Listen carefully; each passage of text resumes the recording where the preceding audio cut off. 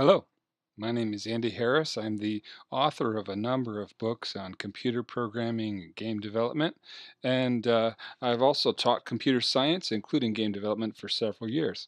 In this course, we're going to be taking a look at how to use the incredibly powerful Blender tool to build your own games, even if you don't know much about programming or 3D modeling. So we're going to jump right in. I'm looking at Blender right now, and there's several versions available. I'm using 2.72. 2.75 has just come out, but I haven't tested it yet, so I'm going to stay with this version for now. I believe things are pretty much the same. As you look at Blender, it looks like a very complicated interface. And that's true because it does a lot of things. But here's the good news. You don't have to understand all that's going on here. Not yet, don't worry. So I'm now going to give you permission to ignore much of the screen. Don't worry about this piece over here. Don't worry about this part over here. Don't worry about this stuff down here. For now, we're just going to look at the piece in the center to figure out what is going on. One more thing to notice that I have turned on a feature in Blender that allows me to show you whenever I press a key or click the mouse. And so just watch this spot down here if you want to see what I've been doing, because there's a lot of keystroke commands and so on in Blender that are kind of powerful, but can be a little tricky.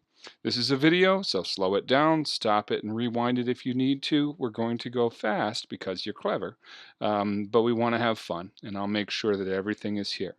So as we look in the middle of this kind of strange looking gray scene, we can see the basic ideas of 3D modeling are all right here in front of us. They're very straightforward.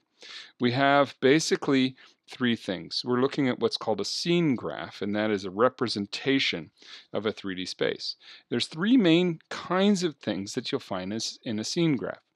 We have a light, that's this fella right here. That's a light. And then we have some sort of a camera, that's this thing right here, and we have some sort of an object to look at. So those are our basic three elements: lights, camera, action. That's how I think of it. Okay, so that's pretty interesting. Now, how do we look around? How do we know that it's really 3D? Well, here's where we have to start messing around with the interface, and there's a number of things that we can do. The first thing is to take your mouse and right-click on these objects to select them. Not left-click, you have to use a right-click. So when I right-click, I can select the box, I can select the camera, I can select the light. Okay. Left click does not do what you think. Left click moves this little red and white candy cane ring thing here, which is not useful yet. But if you have a middle button, and you should get a mouse with three buttons or a scroll wheel for Blender. It's much, much easier. If you have a middle button, then you press that middle button and move around, and you can see that your point of view is changing. Oh, okay, that's neat. Yeah, there's a way of doing it without that if you're using a trackpad or something, but get a mouse. A mouse is just worth it for 3D modeling. It's too painful to do it without. So, all right, so middle mouse button moves your view around. If you have a scroll wheel, you can move in and out with that scroll wheel to zoom in and out. Oh, that's handy. And shift with the middle mouse button allows you to pan your viewpoint. Well, that is extremely useful. Yes, it really is. Because this allows us, with these three things, that's just a middle button, that's a shift middle button, and that's the wheel. I think control middle button also does the same thing. Yeah, control and middle button and moving up and down also zooms. But if you have a mouse with a wheel, it's worth it. They're not expensive. You really want to have three buttons because there's a lot going on here. Okay, this is very nice. It allows us to see our point of view. But I'm going to do something else here. Now I'm going to do a little bit of magic. I'm going to kill that, and I'm going to put another object in place that's a little bit more interesting. We've got a monkey. Huh? Well, why am I showing the monkey? Well, the problem with the default box is that the side and the front and the top all look the same. So when we look at this more complex object, and Blender has this built-in object called Suzanne the monkey. We love Suzanne. She's our friend. So when we look at Suzanne, one of the great things about her is we can tell that's the front, that's the top, that's the bottom, that's a side, that's a side. So that's great. And this is also important because it leads to one of the biggest problems in 3D modeling. How in the world do we visualize a three-dimensional space when we've got a two-dimensional screen and a two-dimensional mouse? Yeah, that's pretty tricky.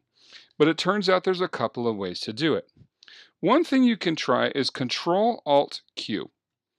On your Mac, it's Control-Option-Q, but yeah, there you go. Now, what this does is it switches us to what's called a quad view. A number of 3D modeling packages use this as their default view. Now, what the quad view does is it allows you to look at the same object in 4 different directions. So this is showing me the top, the front, and the right side.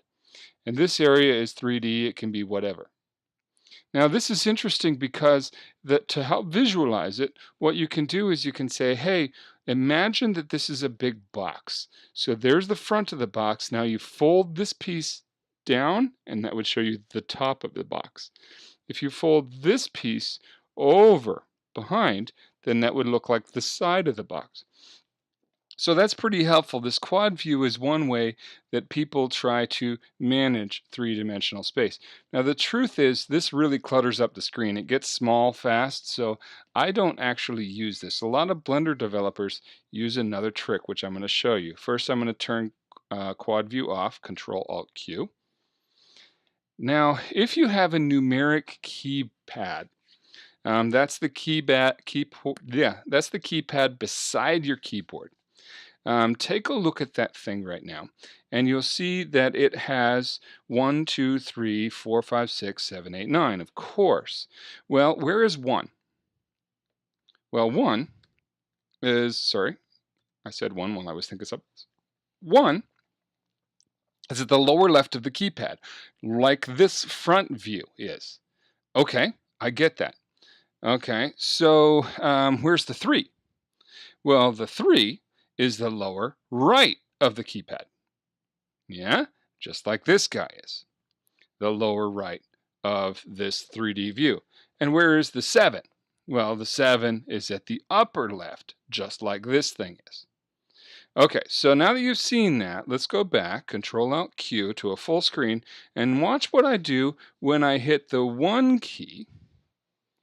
When I hit the 1 key on the numeric keypad, not the one that's on the top of the keyboard, but the one that's on the side. If I hit the 1 key, then I will get a front view. If I hit the 3 key, I will get the side view, like the side of that box. If I hit the 7 key, I will get the top view. And so that's what most Blender developers do, is they use those shortcuts 1, 3, and 7 to get the various viewpoints very, very rapidly. Okay, let's take a look at 3. Now that's from the right side. Watch what happens when I do Control 3. That shows me the left side. Okay, if that's 1, what's Control 1? Sorry. That's the back. If 1 is the front, Control 1 is the back. If 7 is the top, what do you suppose Control 7 is going to be? The bottom. Okay, now some of you do not have the extra keypad on the side. And so you may have gotten some really weird behavior. In fact, some of you, when you pressed, say, the 3 key, you got, oh, everything disappeared. Oh, my word, it's gone, it's gone, it's gone. Oh, dear, oh, dear, oh, dear, right? You're wave-handing, hand waving and everything. Relax. If that happened, take a look down at these little boxes. What you did is you moved to another layer. And we don't care about layers yet. Just click back there or press the 1 key to get back. Now, if you happen to be using a Mac, as I am today, I don't have the extra keys. So what I do is I just map my top keys to this. You can go to File, User Preferences, and as you look at the editing, then one of your options is to set the key is to set the keys. I don't have it right in front of me. I can look it up for you if you want, but it's not terribly difficult. So this is really, really handy. If in doubt, go buy yourself a keyboard and a decent mouse for Blender editing. It's worth it. It's so worth it. So let's review again. 1 is the front, Control 1 is the back. 3 is the right side, Control 3 is the left side. 7 is the top, Control 7 is the bottom. Now I'm going to show you another, just a couple of other keys on here so you can see what they do. And they sometimes make sense, sometimes they don't. The 5 key changes from what's called a perspective view to an orthographic view. The orthographic view, everything is the same size. We don't have any perspective showing. When we hit the numeric keypad 5, then you can see that the lines disappear in the distance, like the perspective view you learned in your middle school art class. And that's really nice. Sometimes that's what we want to see. Sometimes we don't want to see that. So we can use this perspective key to kind of turn that on or off. The other keys, like the 2 and the 8, are used for a little more precise movement of the viewport. I rarely use them. I use my 1, 3, 7, and occasionally 5. One more very useful key on the numeric keypad is the 0 key, and what that does is it lets you look through the current camera. So wherever the camera happens to be set, the 0 key is actually showing us what the camera sees. That's not going to be important for a while, but it's a nice thing to know about. Pretty cool, huh? Yeah, well, come back next time and we'll talk about how we manipulate an object inside the viewport. I'll see you then.